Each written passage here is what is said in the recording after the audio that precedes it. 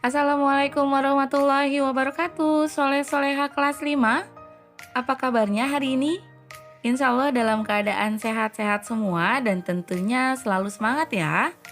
Kembali lagi dalam pembelajaran tematik hari ini bersama Budian di tema 2, udara bersih bagi kesehatan, subtema 2, udara bersih bagi pernapasan, pembelajaran 1 dan 2. Sudah siap ya? Pernahkah kalian berada di jalan raya yang penuh dengan asap kendaraan bermotor? Apa yang kalian rasakan?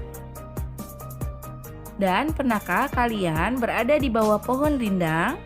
Bagaimana rasanya? Mengapa udara di jalan raya yang penuh dengan asap kendaraan dapat menyebabkan batuk-batuk dan terasa kurang nyaman? Lalu, mengapa kita merasa nyaman pada saat kita berada di bawah pohon yang rindang? Yuk kita temukan jawabannya. Udara di bawah pohon terasa segar. Udara yang bersih banyak mengandung oksigen dan baik untuk pernapasan karena tidak mengandung racun atau bibit penyakit. Itulah yang membuat kita nyaman menghirup udara di bawah pohon. Kemudian, asap kendaraan bermotor membuat udara menjadi kotor. Jika kita menghirup udara yang kotor, maka pernapasan kita akan terganggu.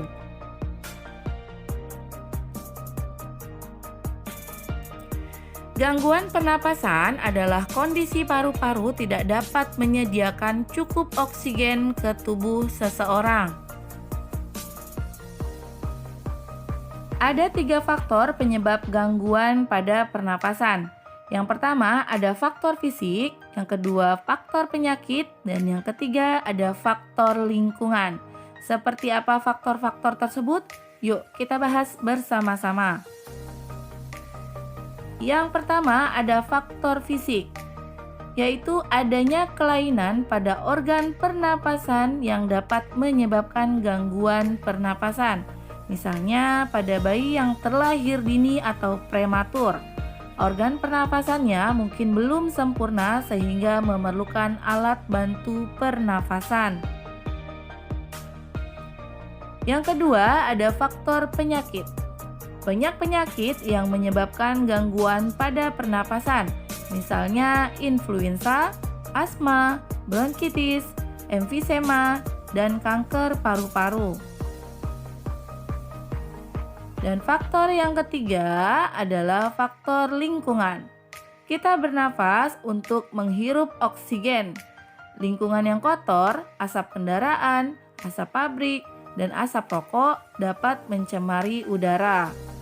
Udara tercemar menyebabkan ketersediaan oksigen menipis, sehingga kita bisa merasa sesak saat bernafas. Beberapa penyebab gangguan alat pernafasan yaitu pencemaran udara, merokok, serangan kuman, dan kurang olahraga. Pencemaran udara sering disebut dengan polusi udara. Pencemaran udara terutama disebabkan oleh bau tidak sedap, asap, dan debu. Yang kedua adalah merokok. Merokok berbahaya bagi kesehatan. Asap rokok mengandung nikotin yang berbahaya bagi paru-paru. Lalu penyebab gangguan alat pernafasan yang ketiga disebabkan oleh serangan kuman. Saluran pernafasan dapat terserang penyakit. Penyakit disebabkan oleh kuman penyakit. Kuman penyakit dapat menular melalui udara. Dan gangguan alat pernafasan yang terakhir dapat disebabkan oleh kurang berolahraga. Kurang berolahraga dapat menyebabkan peredaran darah menjadi tidak lancar dan dapat mengakibatkan sel-sel jaringan serta organ tubuh tidak ternutrisi dengan sempurna. Beberapa penyakit pada sistem pernapasan manusia. Yang pertama ada kanker paru-paru, kedua asma, ketiga ada bronkitis, keempat amandel, kelima TBC atau tuberkulosis, dan yang keenam ada influenza. Seperti apa penyakitnya? Kita lihat satu persatu. Penyakit yang pertama yang menyerang pernapasan pada manusia adalah kanker paru-paru. Kanker paru-paru merupakan salah satu jenis kanker paling berbahaya dengan angka kematian yang tinggi. Baik perokok aktif maupun pasif beresiko tinggi terkena kanker paru-paru. Perokok pasif adalah yang hanya menghirup asap rokoknya saja, itu namanya perokok pasif. Sedangkan perokok aktif adalah yang menghisap langsung dari rokok tersebut. Nah, oleh karena itu, untuk mencegah kanker paru-paru, disarankan agar berhenti merokok dan menghindari paparan asap rokok. Jadi, bukan hanya tidak merokok, tapi harus menghindari asap rokok. Lalu, penyakit yang kedua yang menyerang pernafasan manusia ada asma. Asma merupakan gangguan respirasi yang ditandai dengan peradangan pada saluran pernafasan. Keluhan ini membuat saluran napas menjadi mengalami penyempitan. Penyebabnya bisa karena alergi, paparan asap, polusi, hingga udara dingin. Gejala khas yang umumnya dialami penderita asma adalah sesak napas, dada terasa sesak, dan batuk. Bisa kalian lihat pada gambar, saluran napas yang normal tidak ada hambatan apapun ya. Tetapi saluran napas yang terkena serangan asma terjadi penyempitan sehingga pernapasan terhambat dan menjadi sesak. Lalu yang selanjutnya ada bronkitis. Bronkitis terjadi ketika saluran yang membawa udara ke paru-paru atau bronkus mengalami peradangan. Akibatnya gangguan respirasi ini menyebabkan penderitanya batuk berdahak. Selain batuk berdahak, gejala yang menyertai bronkitis adalah dada sesak, dahak berwarna kuning atau hijau hingga demam. Dapat kalian lihat pada gambar, sistem pernapasan manusia yang normal, aliran udaranya tidak terhambat. Sedangkan yang mengalami bronkitis atau peradangan pada bronkitis, aliran udaranya terhambat karena terdapat lendir di dalamnya. Penyakit pada sistem pernapasan manusia selanjutnya ada amandel.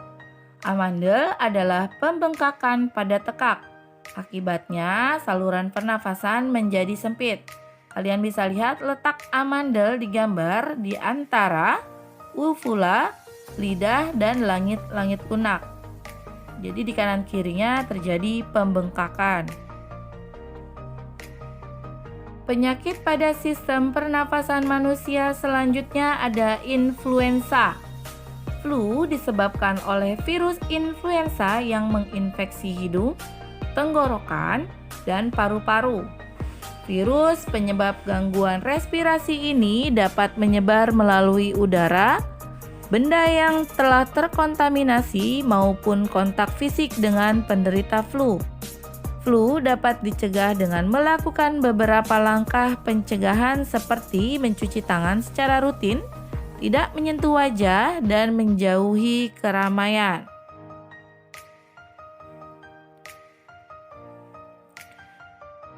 Selanjutnya ada TBC atau tuberkulosis. TBC adalah penyakit radang paru-paru. Penyakit ini disebabkan oleh bakteri. Penderita TBC, paru-parunya terdapat bintil-bintil kecil pada dinding alveolusnya sehingga mengganggu penyerapan oksigen. Seperti yang terlihat pada gambar, penderita TBC paru-parunya seperti ada bintil-bintilnya ya. Sedangkan pada paru-paru normal terlihat bersih. Pada pembelajaran sebelumnya, kita sudah mempelajari tentang teks dan kata tanya. Untuk mendapatkan informasi penting dari sebuah teks, kita dapat membuat pengelompokan untuk setiap pertanyaan. Jadi kata tanya itu digunakan untuk mendapatkan informasi. Apa saja kata tanya? Yang pertama ada kata tanya apa. Kata tanya apa digunakan untuk menunjukkan penjelasan mengenai suatu hal atau benda. Yang kedua, ada kata tanya di mana yang menunjukkan penjelasan tempat. Lalu yang ketiga, ada kata tanya kapan yang menunjukkan penjelasan waktu. Selanjutnya, ada kata tanya siapa yang menunjukkan nama orang, jabatan, atau pekerjaan. Kemudian ada kata tanya mengapa yang menunjukkan alasan atau sebab dalam suatu cerita. Selanjutnya, ada kata tanya bagaimana yang menunjukkan keterangan cara atau proses atau penjelasan ciri-ciri. Dan yang terakhir ada kata tanya berapa yang menunjukkan jumlah atau banyak benda. Alhamdulillah, pembelajaran hari ini telah selesai.